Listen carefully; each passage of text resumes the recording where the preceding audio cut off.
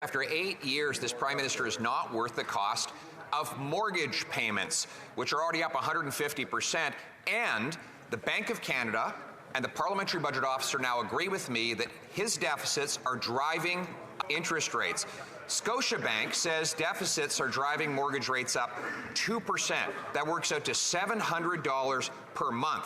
While carpenters and nurses are already living in their cars, and the IMF says Canada's mortgage holders are the most at risk of crisis. Will the Prime Minister finally accept my common sense plan and announce the date and the plan to balance the budget and bring down interest rates on Canadian mortgages so people don't lose their homes? The Honourable President of the Treasury Board. Mr. Speaker, let's be clear and accurate. Much of that spending referred to by the Leader of the Opposition was provincial in nature, not federal, Mr. Speaker.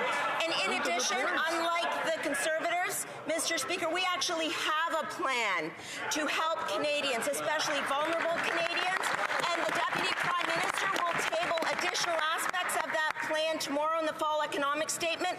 But let's be clear, we are here for Canadians every single step of the way, unlike the party opposite that votes against every single time, Mr. Speaker.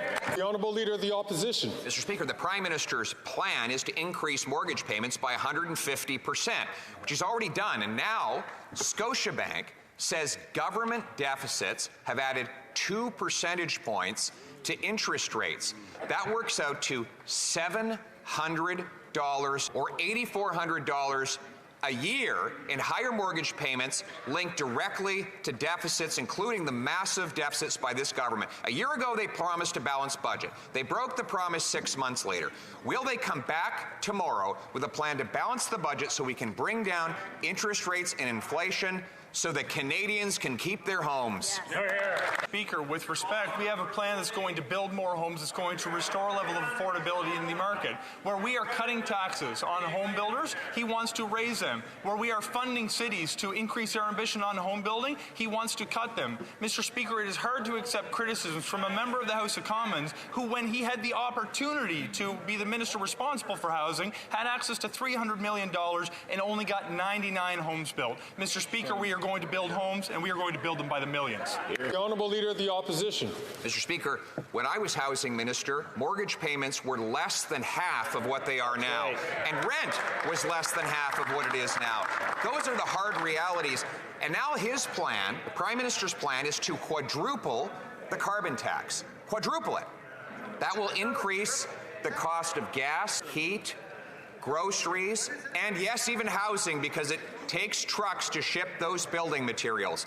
We know that we will have a carbon tax election to decide on whether we axe the tax as I choose or whether we hike it as he promises. But can we accept a Canadian compromise and at least freeze the tax in the meantime? Yes or no? The Honourable Minister for Housing and Infrastructure. Mr. Speaker, it's interesting to listen to this version of revisionist history of the honourable member's time as the minister responsible for housing. If we actually go back and look at the numbers, you're going to see that he actually had housing starts less than 200,000 a year. Mr. Speaker, this morning we've seen data that shows that we're on pace to build more than 256,000 this year. If we want to compare apples to apples, Mr. Speaker, we're going to make a difference. Do you like apples? We're going to beat his numbers. How do you like them apples? The Honourable Leader of the Opposition.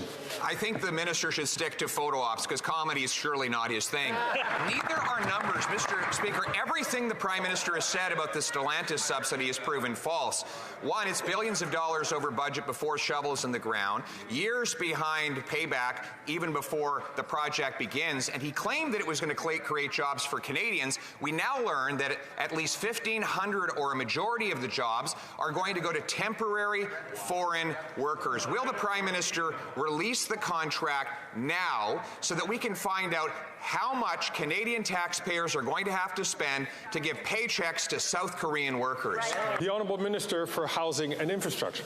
Mr. Speaker, during the COVID-19 pandemic, he opposed spending that was supporting families. Now, during a national housing crisis, he opposes government investments that are actually going to get more homes built. And when we have the opportunity to make generational investments that's going to gain a toehold in a new industry. He opposes it without vision for what the future economy could be when we create many thousands of jobs. Mr. Speaker, we're going to continue to invest in the Canadian economy and put workers make sure they bring home paychecks that are going to put food on the table for their families. Hear, hear.